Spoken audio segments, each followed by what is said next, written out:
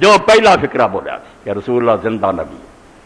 اگلی دنیا پچھلے نبی بھی زندہ ہے، مر نہیں گئے، مگر میں زندہ اس معنی کر رہا کہ جنہ اس وقت لوگوں کو پتا سی حضور کی آدھے اتنا ہی مینوں تمہیں پتا لگ سکے،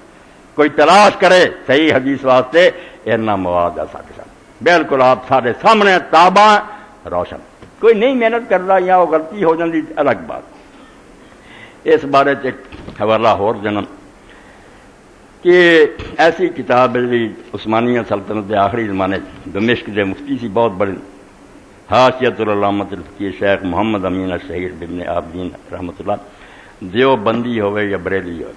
اصل تے سارے حنفی ہیں، وہ رسم رواجاں کا رولا وکھرا، وہ تے بریلوی منتے بے امام ابو حنیفہ نہیں دسیاں رواج ہے سارے، مگر مسلیاں سارے امام ابو حنیفہ کی پچھے دونوں ایک کو ٹولا، نماز روزہ سارا ایک۔ اور یہ حاشیہ جڑا اصل کتاب تنویر الابصار سی،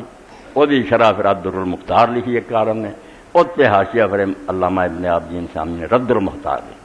یہ آخری زمانے سے مفتی ہے، اور کوئی عالم تو بے نیاز نہیں ہو سکے، جس حنفی عالم نے تحقیق کرنی ہے یا سانو بھی ضرورت پہ بے حنفی کی آدھے نچوڑ یہ سب کتاب مار جو بیسا تو یہ اندر ہی امام نے ایک مقام پہ اسے بارے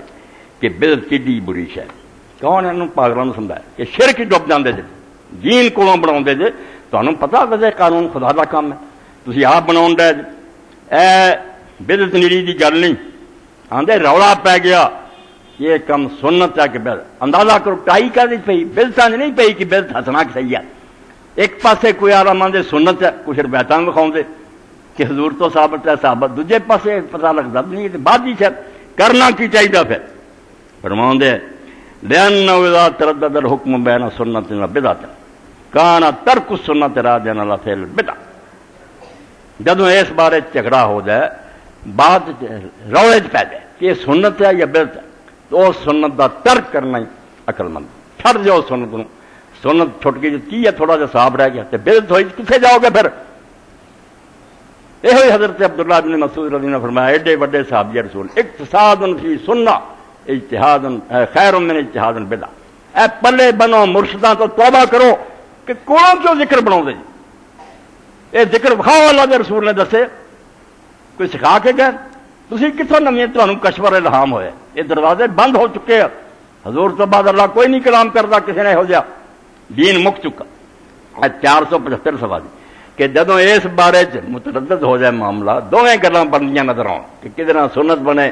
کدنا بدعت بنے، کانا ترک سنت راجعا الی فعل البدع، بدعت نہ کر بمی سنت چھوڑ دیا تو جان دے عقل کی بات ہے زہر نہ کھا جا